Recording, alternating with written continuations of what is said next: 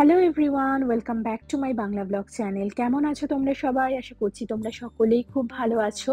তো আজকে আবারও একটা ব্লগ তোমাদের সাথে শেয়ার করব। আমরা যখন প্রয়াগরাজে ছিলাম তখন প্রয়াগরাজ থেকে আসার ২ দিন আগে আমরা গিয়েছিলাম বিন্ধ্যাচলে।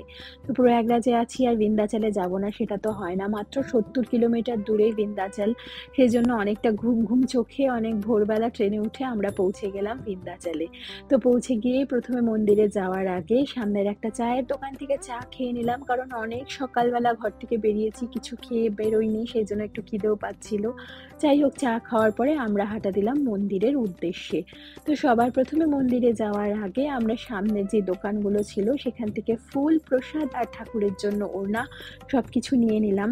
তো কথিত আছে এই যেখানে বিন্ধ্যাবাসিনী দেবী মানে মা দুর্গা এখানে মহিষাসুরকে বধ করেছিলেন এবং বধ করার জন্য এই বিন্ধ্যাচল পর্বতটা এখনো শোয়া অবস্থায় আছে। কারণ বিন্ধ্যাচল পর্বতের উচ্চতা নাকি হিমালয়ের থেকেও বেশি, কিন্তু যেহেতু মা ওখানে মহিষাসুরকে বধ করেছিলেন সেই জন্য তখন বিন্ধ্যাচল পর্বত নাকি নিচে শুয়ে পড়েছিল, সেই জন্য এখনো সেই অবস্থায় থাকা। যাই হোক, এখানে দেবী খুবই জাগ্রত, বিন্ধ্যাবাসিনী দেবী। তো ভিতরে ঢুকে ভালো মতন ঠাকুর দর্শন করে নিয়েছি, করে এখন আমরা মন্দিরের বাইরেটায়, আর এই দেখো ঠাকুরের আশীর্বাদের ফুলও আমি পেয়ে গেছি।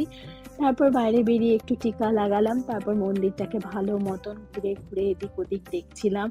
এত মানুষের আস্থা, এখানে প্রত্যেকেই আসে। উত্তরপ্রদেশের মির্জাপুর জেলায় এই বিন্ধ্যাচলে বিন্ধ্যাবাসিনী দেবীর মন্দির। তো এখানে উত্তরপ্রদেশের মানুষদের কাছে এই মন্দিরের মাহাত্ম্যই আলাদা। সেই জন্য উত্তরপ্রদেশে এসেছি, ২ মাস মতন থাকলাম, সেই জন্যই আমারও এখানে আসা। ঠাকুরের কাছে আমি ভালো করে পুজো দিয়ে সামনে মন্দিরে ধাগাও বেঁধে দিয়েছি। আর এটা হচ্ছে মন্দিরের করিডোরটা, এটা নতুন বানানো হয়েছে। তো ঘুরে ঘুরে আমি করিডোরটা দেখছিলাম, আর এখান থেকে একদম সোজা চলে যায় গঙ্গা নদীতে। তো গঙ্গা নদীতেও আমরা একটু পরে যাব। তো আমি প্রথমে একটু ঘুরে ঘুরে দেখে নিই, তারপর বাইরে বেরিয়ে একটু ব্রেকফাস্ট করে আমরা চলে যাব গঙ্গা নদীর পাড়ে।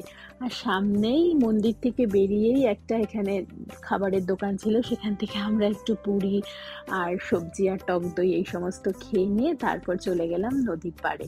তো ওখান থেকে আমরা একটা নৌকা করে নিয়েছিলাম নদীর ওই পাড়ে যাওয়ার জন্য। আর এত ভালো লাগছিল, কারণ আমরা যখন মহাকুম্ভে প্রয়াগরাজে গঙ্গাতে নৌকায় চড়েছিলাম তখন এত ভিড় ছিল, তখনও ভালো ছিল ডেফিনেটলি, কিন্তু এইখানে একদম ফাঁকায় পুরো গঙ্গা নদীর উপরে এত সুন্দর একটা সকালে নৌকা করে এপার থেকে ওপারে যেতে তো আমার ভীষণ ভালো লাগছিল। এখন একটু কথা কম বলছি, তোমরা নদীর ভিউটাকে এনজয় করে নাও।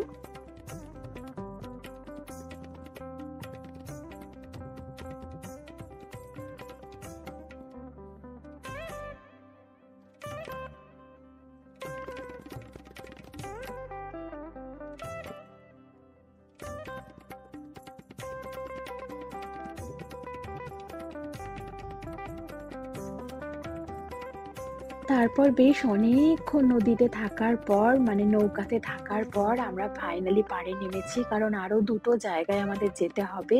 এটা হচ্ছে কালিকর মন্দির, এখানেও কালী মায়ের মন্দির। আর এখানে যে রক্তবীজ অসুরকে মা কালী এখানে বধ করেছিলেন, সেই জন্য এখানেও কালী ঠাকুর শুয়ে আছে, যাতে এক ফোঁটাও রক্তের ফোঁটা মাটিতে না পড়ে, না হলে সেখান থেকে আবার নতুন করে অসুরের সৃষ্টি হবে। তারপর ওখান থেকে আমরা কেবেল কার করে চলে গেলাম অষ্টভুজা মন্দিরে। এই অষ্টভুজা মন্দির হচ্ছে শ্রীকৃষ্ণের যে বোন, সেই বোনের মন্দির।